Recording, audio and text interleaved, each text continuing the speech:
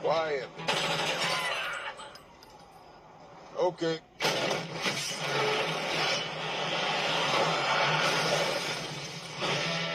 Hancock's latest act of so-called heroics has once again enraged city officials. I can smell that liquor on your breath. Because I've been drinking. Jackass. Call me a jackass one more time. Jackass. How about you, Thickness? Goggles? Hancock, I knew you'd come. Not okay. I do public relations. People don't like you, Hancock. I look like I care what people think.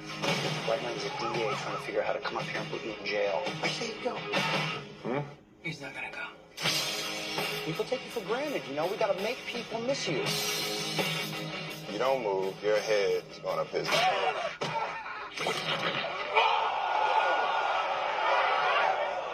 Jail Watch Day 5 and crime is still on the rise. You got a phone call. It's the chief of police. He says he needs your help. You have a calling. You're a hero, Hancock. You're gonna be miserable the rest of your life until you accept that. Life here can be difficult for me. After all, I'm the only one of my kind. You deserve better from me. I will be better. I ain't wearing that.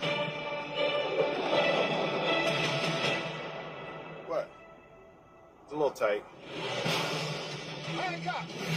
I need you to end this. I have permission to touch your body. Yes! It's not sexual. Not that you're not an attractive woman. Maybe on a different day. Get me out of here!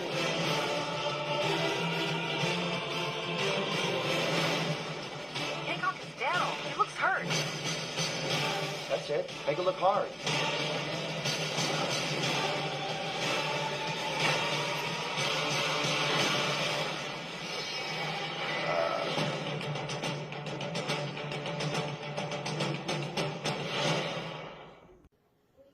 So that trailer does give you a good indication of the good things and not really a little bit of the bad things. There were a couple little bits of it here and there. We'll get to that in just a second. But the plot of the movie, as you can tell, Will Smith stars as an amnesiac, alcoholic, reckless superhero trying to remember his past, and he gets help from a PR person played by Jason Bateman to help improve his image. He goes to jail to get people to realize that, hey, they need him in his life. So you know, the crime rate gets bigger in Los Angeles, and so he has to come in, and that leads to the rejuvenation of Hancock as a superhero. And that premise alone should have been enough to make this movie and enjoy a really damn good movie. And it is a good movie for about the first third, for about the first half of the film.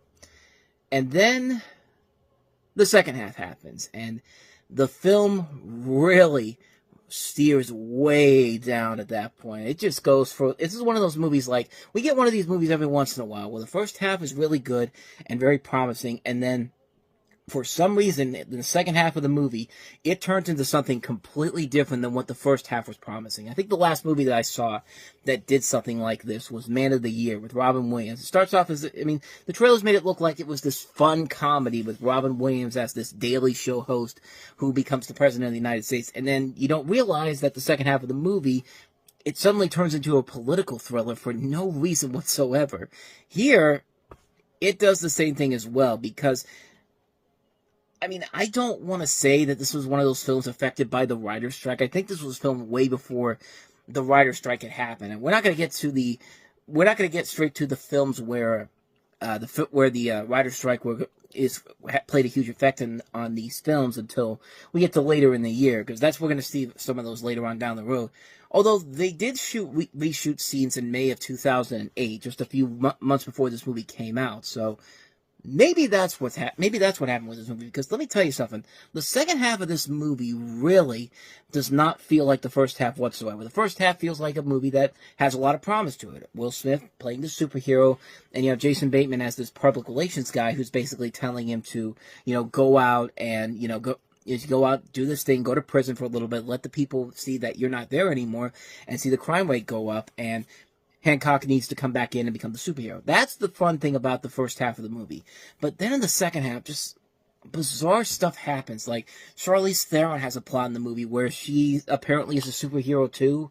but she uses her powers for evil or something like that, or they don't really, there's a possibility that they're related, like they could be brother and sister, or they were once a couple or something, but it's a very odd movie. It's a film where the first half was really looking strong, and then the second half, because that tonal shift comes in, and then they add in a random villain, a random redneck villain, played by Eddie Marsan, it really comes out of nowhere, and it just really is, like, the second half really does come out of nowhere, and I don't know what the hell happened, I don't know what went wrong here, but man, this film really struggles from a first half that was so promising, and then the second half just completely goes careening off the roller coaster, and then just goes off the rails. I mean, this thing just falls apart at the seams at the last moment, and it's just like, I don't know what happened. This was a project that was in development for 12 years. I think the original writer of this wrote this back in 1996, and it went through various directors. Tony Scott was once attached to direct it. Michael Mann, who's still one of the producers on it. Jonathan Mostel, Gabriella Muccioni, who directed Will Smith in The Pursuit of Happiness, and will later direct him in 7 Pounds at the end of the year. But, yeah, I really don't know how to feel about this movie, per se, because, like I said, the first half is really good. Seeing Will Smith as this drunk superhero causing more chaos than saving human lives, and then having to go through this, radical change with this PR guy, that was fun. But when it gets to the second half and has that tonal shift, it's like it really, really ruins the ebb and flow of the movie. It really does not feel like this needed to be here. Like, that honestly could have set itself up for a sequel. You know how sequels, to superhero movies, they get darker in the second film, or most sequels in general to action movies. Like, in the second film, it does go for a darker tone. I feel like you could have saved that part for another movie, but they crammed them both into one film, and because they did that, I really do think the film struggles because of that. It just isn't as fun as it could have been at the beginning of the movie, and when you get done with it, it's just like, what the hell did I just watch? I mean, I watched this again not too long ago, to see if those same thoughts that I had before still kind of hold up. And yeah, they still kind of do. I feel like Charlize Theron's a great actress. I mean, she usually can never turn in a bad performance, but in here, I just really feel like her role in here really was for another movie in particular, and they just crammed it into this film. And I really don't know if what the hell happened here. I don't know if it was Vince Gilligan, because like I said, he was just starting to come into his own with Breaking Bad premiering the same year. And I don't know if he was... I don't know if he probably did this before he went on to Breaking Bad, because, Breaking Bad does a pretty good job of mixing dark comedy with drama. Here, it doesn't really mesh together, especially in that second half, and the movie really just kind of falls apart at the end. And yeah, needless to say, I was very disappointed by it. It's not a long movie either. I just realized that. Like, I thought maybe the first half of it was like I thought this was the first half of a long movie, but no, it's only an hour and a half long. Like, the movie's only an hour and a half long. I have no idea what happened to this film. Like, it started off so promisingly, and then all of a sudden the second half comes in with this radical shift, and it just kind of falls apart at the seams really quickly, and it's a film I rarely have gone back to watch, honestly. It's a film that's just like, I like it, but it's only for that first half alone. I really can't get to the second half and really enjoy what I loved about the first half with that, but I don't know. I mean, it was still a massive hit regardless. It was still one of the biggest hits of the year. It was actually the 4th highest grossing film of the year, making over $600 million worldwide. So, I mean, you put Will Smith in the superhero at the full center of this movie, it's going to be a hit, and especially with superhero movies becoming the trend. I mean, we had 6 superhero movies released in the summer of 2008 alone. We haven't even gotten through all of them yet. We still have 2 more to go in the next couple of weeks, but I don't know. This one, I think the first half really is the strongest part of it. The second half, it really falls apart, and it kind of ruins the flow of the film. This thing probably would have started off as a 5-star movie, but then that second half comes around to probably at the very most a 3-star film, just a little bit above 2.5 stars. Like, it would be a film that I liked it for the parts that I liked, but yeah, that second half really almost ruined the ebb and flow of the film, where I just could have hated it altogether. But as it is, it's passable. A mixed opinion, but leaning slightly towards a positive review. But yeah, it's definitely a very flawed film overall.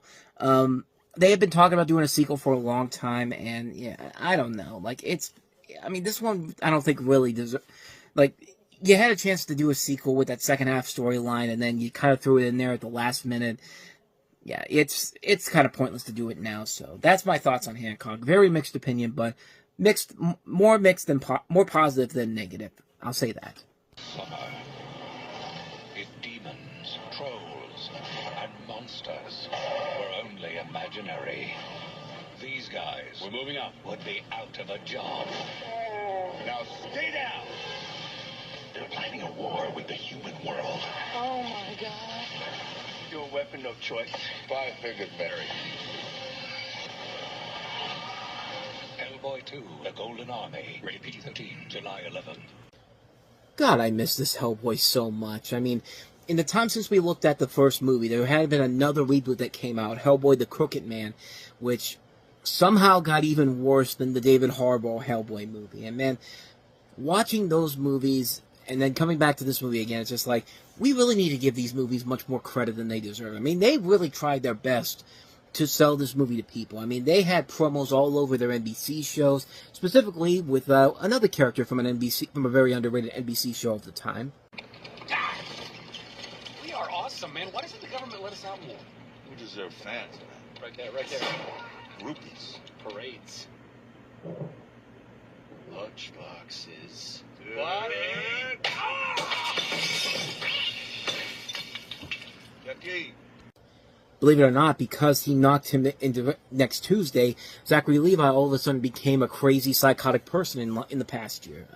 Okay, that's my last Zachary Levi RFK Trump joke for the time being. If another one comes up, yeah, I'm going to do it at some point. But, yeah, I had to throw that in there. But, anyway, back to Hellboy. Hellboy 2, The Golden Army. And in this one here, Hellboy and the BPRD, the Bureau of Paranormal Research and Defense, must battle a mythical prince who plans to reclaim the world for his magical kindred. Story-wise, yeah, the movie itself really isn't all that great story-wise, but everything else about the movie is just...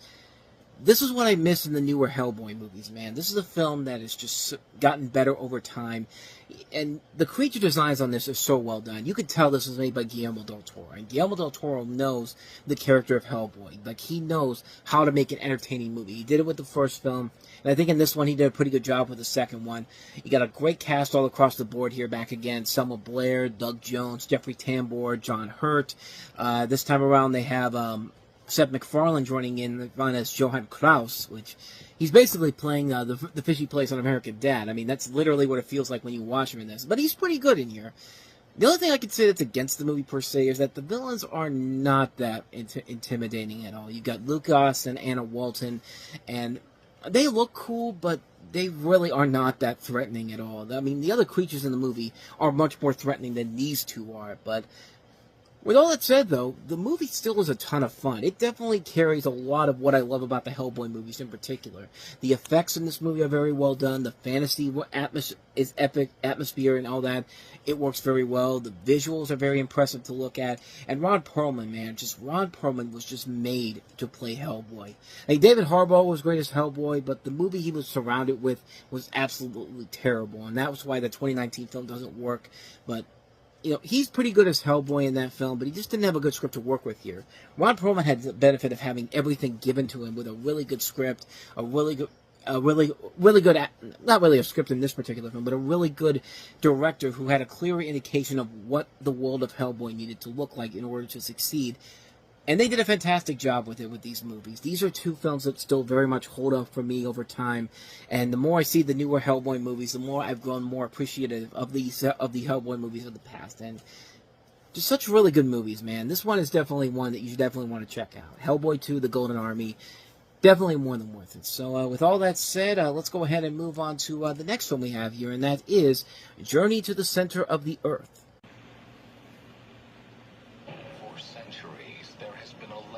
Of a land untouched by time. Explorers have vanished searching for it. And now one man will set out to discover the truth. A journey to the center of the earth. It wasn't just science fiction.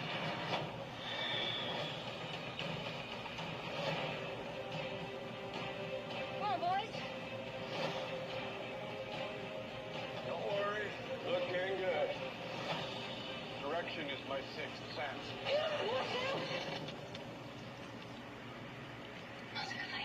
Nobody moved.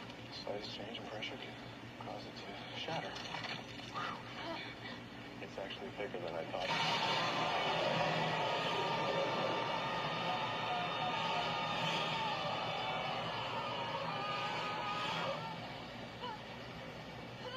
We're still falling!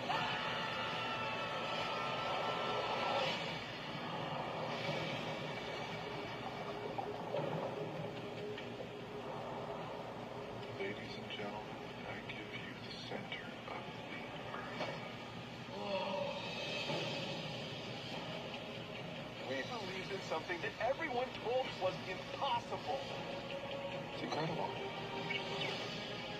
Listen, this just completely blow your mind. Guys, wait. Silence. Does this mean that everything in the book is real? Probably. Already dangerous past? We're surrounded by lava! How much time do we have? 48 hours. I think I see something. Oh, guys! Whoa, hang on to something!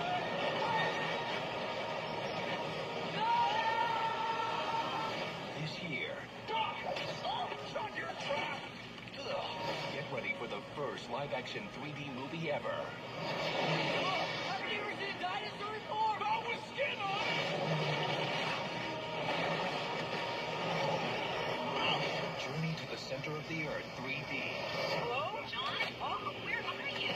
Uncle Trevor and I were sort of on a fishing trip. Experience the next dimension of adventure. Only in theaters 2008. Yeah, take that, Spy Kids 3D. We have here the first live-action 3D movie ever. And, yeah, forget Jaws 3D, forget Space Hunter, forget, what were the other ones in 3D back in the 80s? Amityville 3D, what was the other one? The one by Ivan Reitman. Now I can't remember it, but, yeah, forget all those movies. This right here is the first live-action 3D movie, man. Okay, and another trailer would be the first live-action digital 3D movie, but you get the idea here. Plus, is it just me, or do you miss those trailers where they have the fake audience inside the movie theater and they have to act like the 3D, they're so impressed by the 3D movie? Summer. I think I see something. Experience the first live-action digital 3D movie that puts you at the center of it all.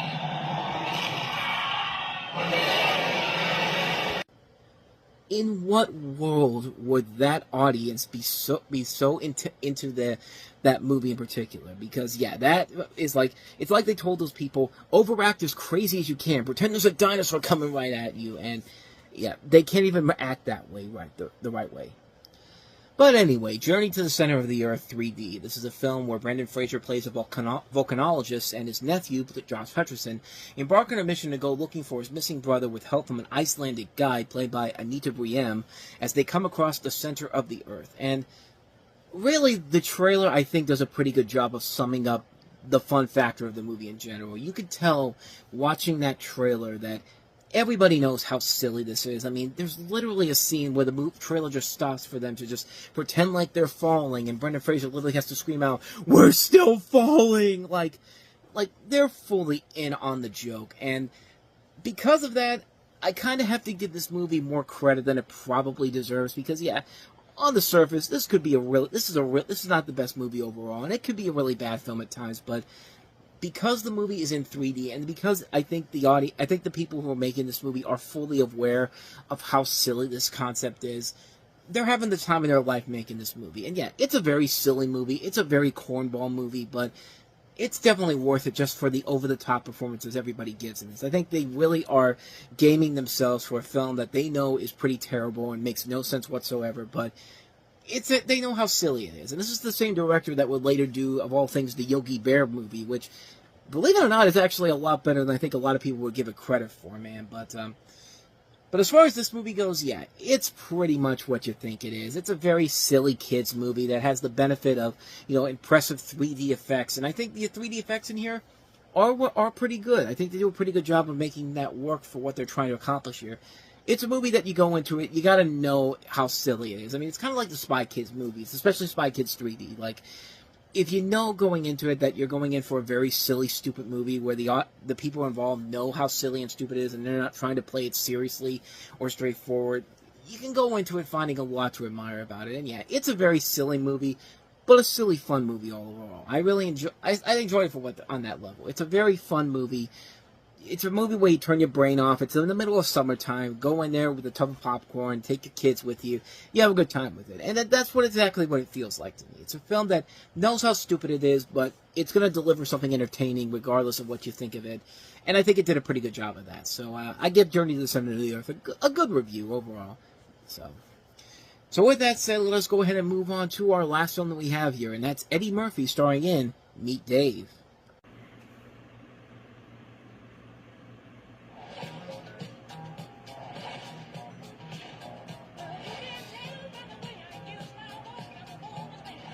Dave. It's not how he looks on the outside.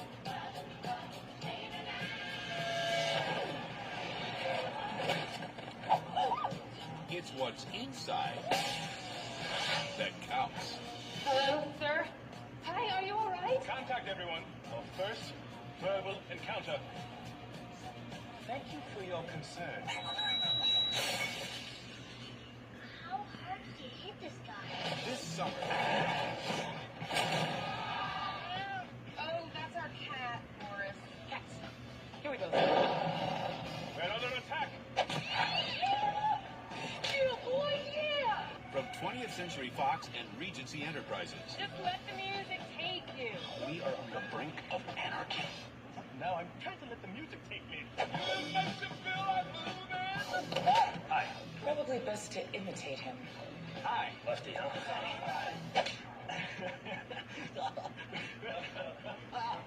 All right. Eddie Murphy. You're trying to freak me out. It's not going to work.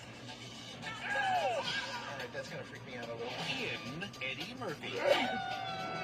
Run out of my own news.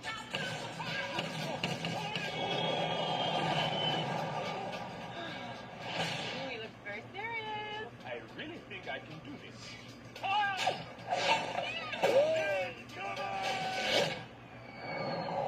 Meet Dave. Are you with Dave? No.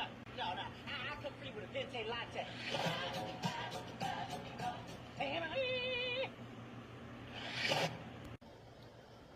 First of all, I can't believe that we've had two movies from 20th Century Fox in the 2000s that literally had to use the song Staying Alive in their trailer. The first one was Fat Albert, which of course gave us Demon Fat Albert.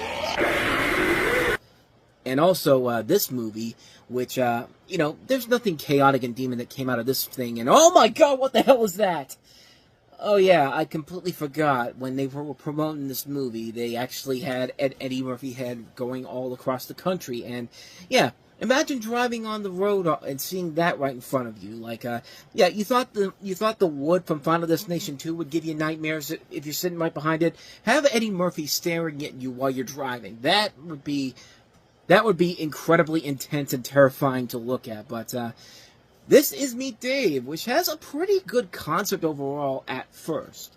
You have a spaceship shaped like a human landing face first on Liberty Island with its crew of tiny, intelligent, and unemotional beings looking for an orb sent from its planet to extract the ocean's salts, which will ruin Earth.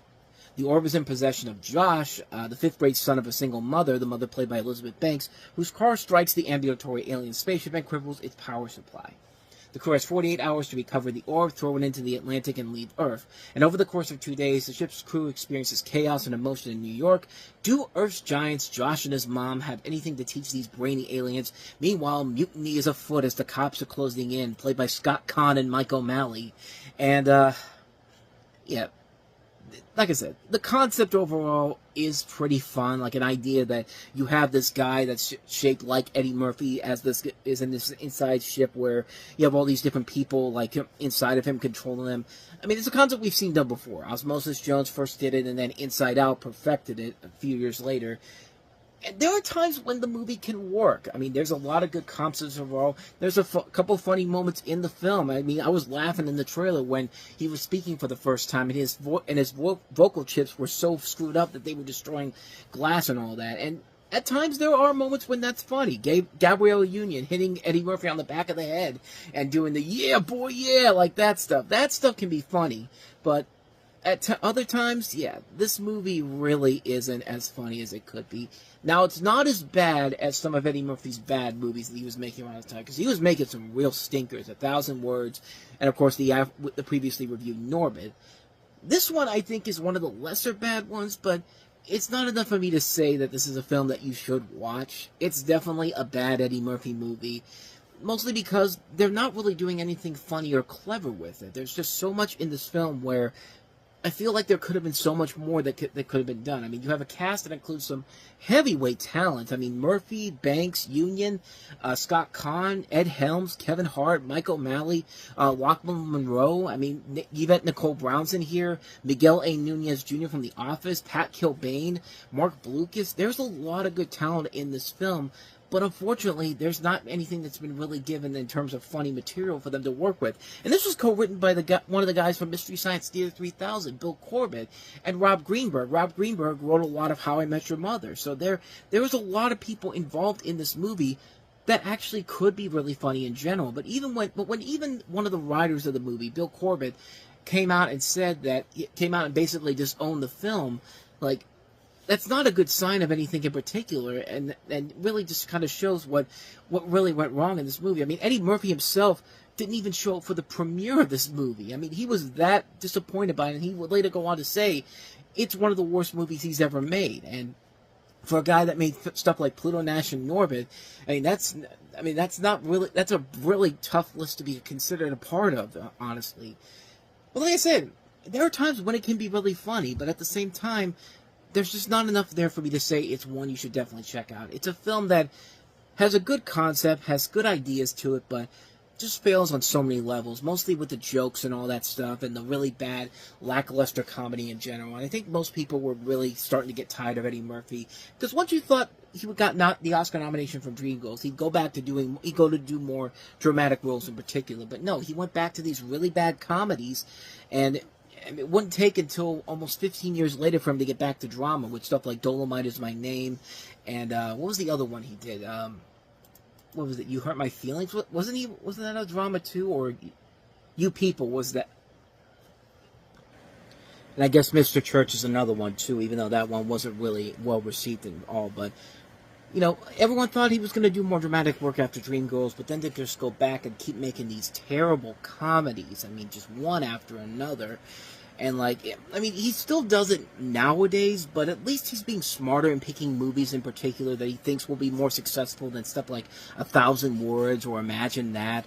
Even when it doesn't succeed. Like, I really didn't like Coming to America or Candy Cane Lane, but I did like Beverly Hills Cop Axel F, so I don't know. I mean, like I said, this isn't the worst of the Eddie Murphy comedies he was making around that time. I mean, I still think Norbit is much worse, and 1,000 Wars I think is much worse, but this is probably right up towards the middle of that little stretch of bad movies he was making. I mean, this is not great, but at least there's a little bit of ambition and promise to it, but it's not enough for me to say you should check it out. But as it is what it is, man. So that's me, Dave, for you. Of course, let's take a look at the biggest new release of the weekend. I mean, a little film that you might have heard of. It's a movie about a knight who's dark, and I guess he goes after a clown in this movie, and it's supposedly based off of a comic book and all that type of stuff, and I don't know, this trailer looks promising, though.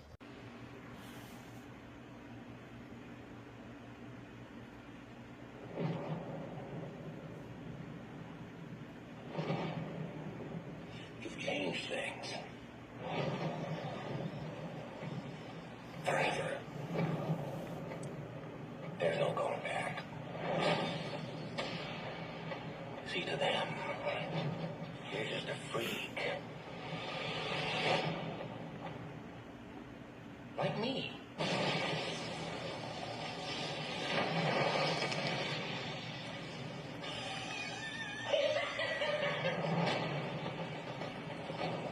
What do we got?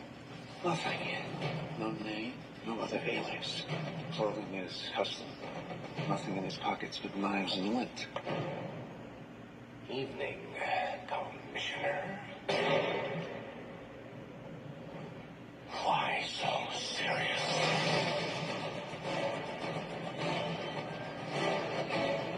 Where is he?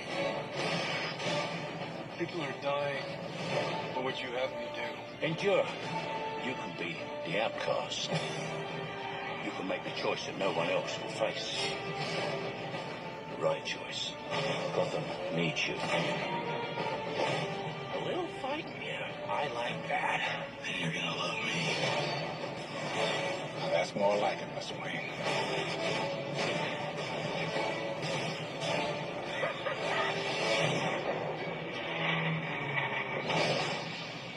It's all part of the plan.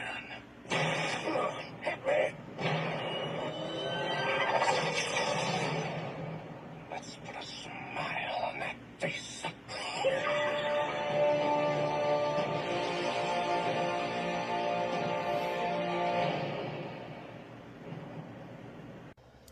Okay, no more BSing around here. Of course, it's The Dark Knight. It's the second film of the Christopher Nolan Batman trilogy, the sequel to the Batman Begins, which helped to rejuvenate Batman in general.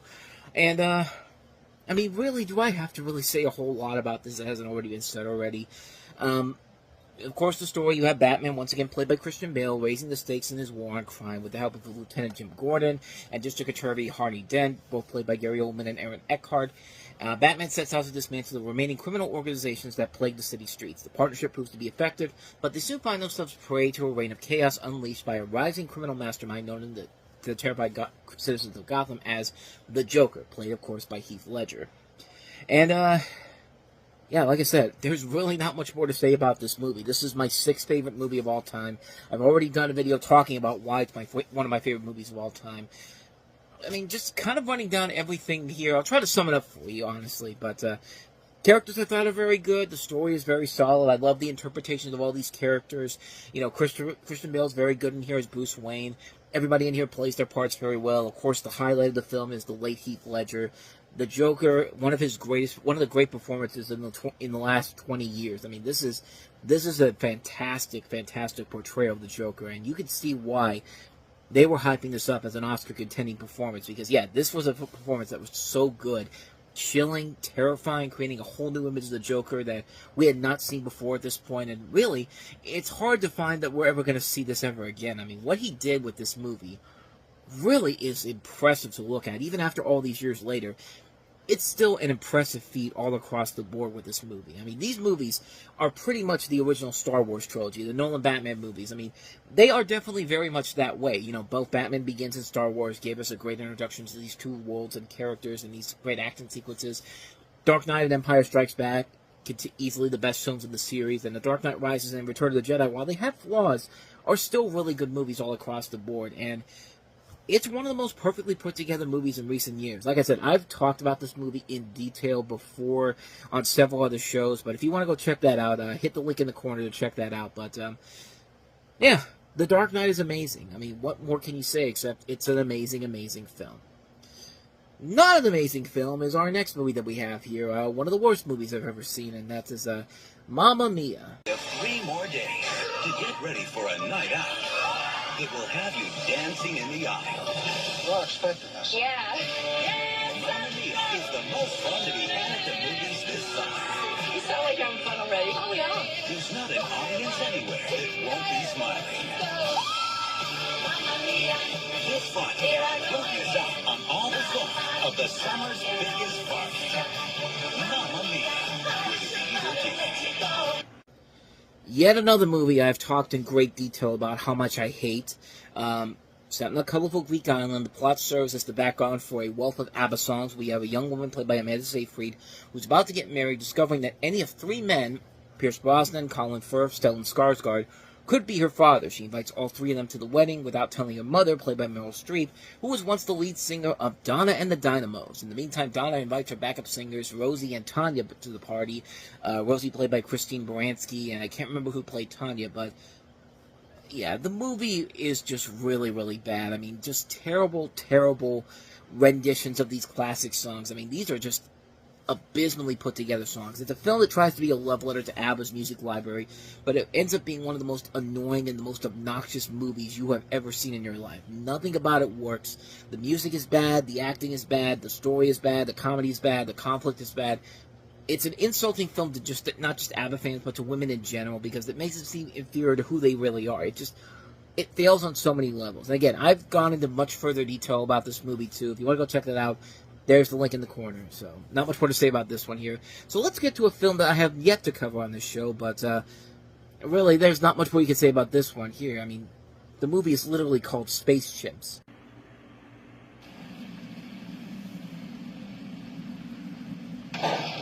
Commander's log. Space. The final frontier. Permission to speak, Commander? Permission granted. You're a dork. When the mission is too dangerous. You are going into space. Whoa! He seems very excited to go. Good class. When the odds seem impossible. They've been training for this their whole lives. Only one team is ready to swing into action. That's gotta hurt. Meet Han, Luna, and Titan. I am Titan. I am strong. No one wants to sing along. From one of the primates who brought you Shrek.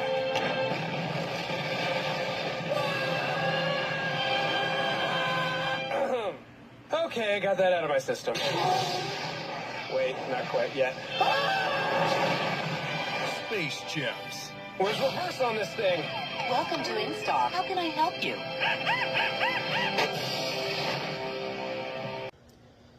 I mean, what more do I need to say about this movie? I mean, that trailer alone gives you every indication of how bad this is. This was 20th Century Fox's prestige summer animated film, people.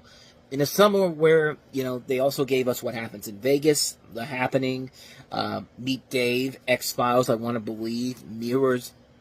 That was their summer schedule from a studio that the summer before had Live Free or Die Hard, Fantastic Four, Rise of the Silver Surfer, and The Simpsons movie. Before that, it was X-Men 3, The Last Stand. To go from X-Men 3, The Last Stand to Space Chimps in a matter of 2 years is embarrassing. And yeah, this film's terrible. You have 3 chimpanzees who go into space to an alien planet, played by Andy Samberg, Cheryl Hines, and Patrick Warburton. That's literally the plot of the movie. I mean, they go after an alien played by Jeff Daniels, Kristen Chenoweth's in here, Stanley Tucci, Jane Lynch, Kenan Thompson, and that's it, man. Like, I mean, this is the same company that also did Valiant too. So the whole thing about from the primates that brought you Shrek, yeah, you might want to put in there too, though it's made by the same people who made Valiant, because yeah, this film is not up to the levels of Shrek by any means necessary. But on the plus side, this director did eventually go on to direct great movies like The Croods, the criminally underrated Vivo, and also another criminally underrated movie, Ruby Gilman Teenage Kraken. So, hey, you can improve as a director from a movie like Space Chimps. I mean, there's nothing really more you could say about this movie, about how bad it is. The animation looks incredibly choppy. The comedy is terrible. I mean, you saw it in the trailer there, like, lines that you've heard to death so many times before. Oh, that's gotta hurt. And, like, and even in the trailer, it's the way that character leads that line. Like, did that look like it really hurt him as much as any other time you hear the line, that's gotta hurt? I don't think so. Like, it'd be something if there was something funny to it, but no, there's just nothing there, man. This is a terrible movie. This is a film that feels like a studio picked it up under desperation because, hey, they needed something to compete with Wall-E and Kung Fu Panda, and yeah, comparing those two movies to this film, of course those films are going to win easily, no question about it. This, however, is not going to win because nobody ever wins with Space Chimps. Nobody, So yeah, not much more to say about that one. Space Chimps, terrible movie, piece of garbage, cheap animated film that Fox grabbed because this was supposed to be their prestige summer animated film, and the fact that this is what it's come down to, yeah, this movie sucks, plain and simple. Oh, you touched my drum set. Get out of my face. All right, that's it. You destroyed my home. You beat me up in your sleep. You're adults. It's time you started acting like adults. What? We're slow learners, and we're not particularly good listeners. Hello, how are you? Oh my God! Have a great time. Step Brothers. Yeah, I really do not like Step Brothers. I know a lot of people really like this movie, and I love Will Ferrell and John C. Reilly, but man, does their stick go on way too much in this movie. The story you have here, Will Ferrell and John C. Reilly are two grown men who are forced to live together as stepbrothers after their single parents, played by Mary Steenburgen and Richard Jenkins, whom they still live with, marry each other. And the rest of the movie is literally them just going off on each other, getting loud, obnoxious. Sometimes it can be funny, but most times it's just really just filler, man. And there's just nothing about this movie that really holds up very well. Now, don't get me wrong. It's not a bad movie. There are times, like I said, when the movie can be really funny when its stupidity reaches levels of hilarity. Like, I love that scene where they're building the bunk beds, and John C. Reilly jumps up on the bed, and it collapses on Will Ferrell immediately. Stuff like that is funny. The boats and hose sequence is really funny, but stuff where, you know, they're just getting into random fights with high school kids. They do this creepy thing in interviews where they're both in there and they're acting very weird. The scene where they're sleepwalking and then just destroying the house and all that. Like, and, you know, the whole thing at the end about how the father, Richard Jenkins, talks about, you know, I wanted to be a dinosaur when I grew up. It's just like, and like stuff like that just really, it didn't bother me at first, but the fact that everybody kept quoting this movie and quoting all the stuff that really wasn't all that funny. Like, I'm sorry, the Catalina wine mixer thing was funny for a few minutes, but when I have to hear somebody tell me that when I'm outside on multiple occasions, the shtick gets old really, really fast. I don't care about the freaking Catalina wine mixer. Basically what I'm trying to say here. And the movie just isn't funny, man. Like, I get it. Will Ferrell and John C. Reilly can be really funny together. I mean, they were funny in Talladega Nights, even though I didn't like that movie all that much. I still preferred it better than this film. But this, I mean, they were just really pushing the boundaries of how obnoxious and how insane can we be before people start to turn away. And apparently nobody turned away from this one, because this was a big blockbuster hit. And, you know, all those people that were worried about Will Ferrell's box office star power after Semi-Pro, which was also an R-rated comedy, and this was an R-rated comedy too, that completely went away. So basically, why did Semi-Pro fail the box office? Because they opened an R-rated comedy in the middle of the winter time when everybody is still in school and all that. And of course, this came out at summertime, just as the kids were still out of school. So there you go. That's the reason why Semi-Pro didn't do well at the box office, even though I still prefer that movie much better than I prefer this one.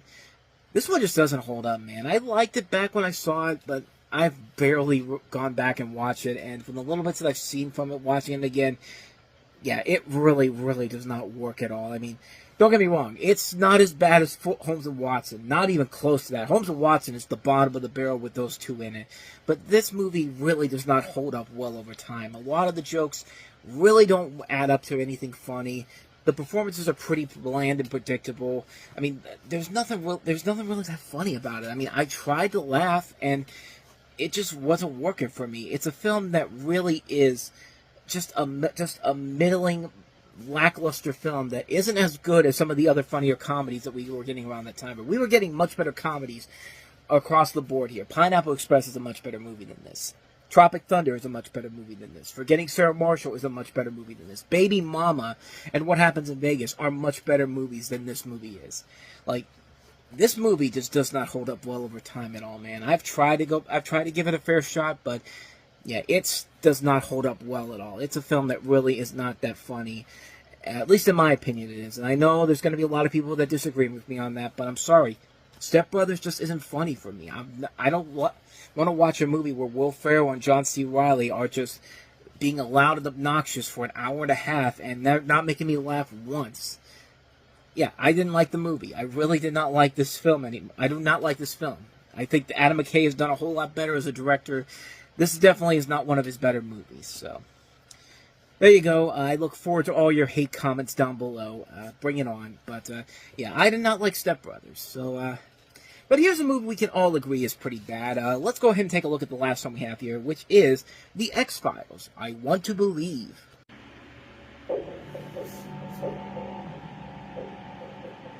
Tell me what you see. I see eyes staring out. She tried to escape, but she couldn't.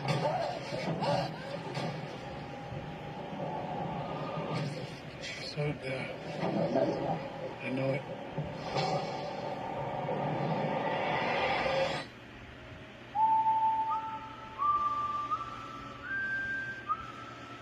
Scully, I need you on this with me. And that's what scares me. Hold the line, gentlemen. Look left, look right. It's here. It's here.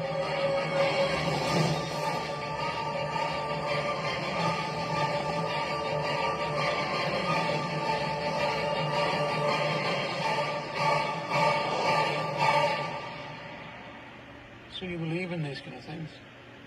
Let's just say I want to believe.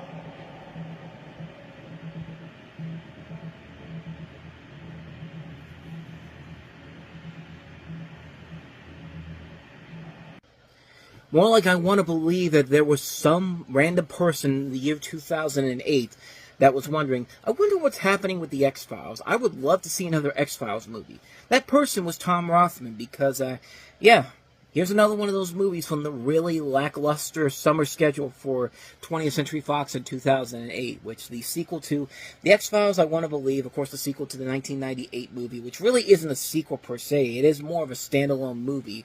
But then again, it's a standalone stories were probably one of the better episodes, were mostly the better episodes of the X-Files themselves. But unlike the first film, the plot does not focus on the series' ongoing extraterrestrial-based themes, but instead works a standalone thriller horror story, like many of the Monster of the Week series episodes during the show itself, as well as focusing on the personal relationship between David Duchovny and Gillian Anderson's Mulder and Scully. Scolar Mully, excuse me. But this time it follows the two of them who have been out of the FBI for several years. Living in isolation is Mulder, and Scully has been working as a doctor at a Catholic hospital where she formed a bond with a critically ill child patient. When an FBI agent is mysteriously kidnapped and a former Catholic priest who's been convicted of pedophilia claims to be experiencing psychic visions of the endangered agents, Scully is asked to bring Mulder back into the Bureau to consult on the cases because of his work with psychics. The narrative goes through the push and pull of his at first reluctant involvement in Scully's attempts to stay out of it. And really the biggest problem with the movie is that unlike the first film, this film really did feel like it was forced. And like Fox had literally nothing else and had to convince Duchovny and Anderson to come back for a less than spectacular film that quite literally almost killed this franchise. I mean, nobody gave a shit about this movie when it came out. It came and went, it flopped. And yeah, it was not a hit critically, and it just made people go, why the hell did you even bother to make this movie now? Like, who gave a crap about the X-Files in 2008? Like, what person out there cared about the X-Files so much that they wanted to see a new movie after all these years? And it'd be cool if they had something interesting to do, there was something fun in that going on, but no, this really did not work at all. It's a film that really is bland, it's boring. I mean, it doesn't even feel like an X-Files movie at times. I remember one person saying that it felt more like an episode of CSI than an episode of the X-Files. And if you failed to make something look as something like the original X-Files, and when you think it's literally called The X-Files, and it's completely another show altogether, you have failed in your attempts to make a movie. And it's the same people who made the show. Chris Carter, Frank Spotnitz was one of the big writers on that show. They worked on this movie, so I don't know what happened. I really don't know what happened to them to make this movie, and I just feel like it was rushed. It felt like it was a film that was rushed into production because, hey, Fox needed something for the summer of 2008, and when your schedule includes The Happening, What Happens in Vegas, Meet Dave, Space Chimps, and Mirrors, this is supposed to be your big marquee film, I guess. I don't know, but and coincidentally, falling on a year after the Simpsons movie came out, so maybe that's the reason why they went with this instead of, you know, doing something that actually was something on the levels of the Simpsons movie, where people were waiting for that. I mean, a 24 movie would have made much more sense. A Family Guy movie would have made much more sense. Like, not the X-Files, not 6 years after the show had ended. And it, like I said, it literally killed the X-Files for a little bit before we eventually got those revival seasons in the teens, which brought it back to life, at least for the first season. The second season, not so much, but yeah, I don't know. Like, to me, this really felt like a wasted opportunity on so many levels. It just felt like it was a pointless, let's bring them back in here, let's make a quick cash grab on this, and hopefully we can sucker people into here, which that did not work out in their favors whatsoever, because, yeah, nobody cared about this movie at this point in time. Nobody wanted to see these two get back together again. And this film became largely forgotten. And obviously you could see why. It's not even an X-Files movie per se, even though it has the X-Files in the title. So, yeah, needless to say, you can go ahead and skip the X-Files, I want to believe. And I want to believe that somebody at Fox got their asses handed to them when they said, let's greenlight this movie. Because, yeah, this thing sucks.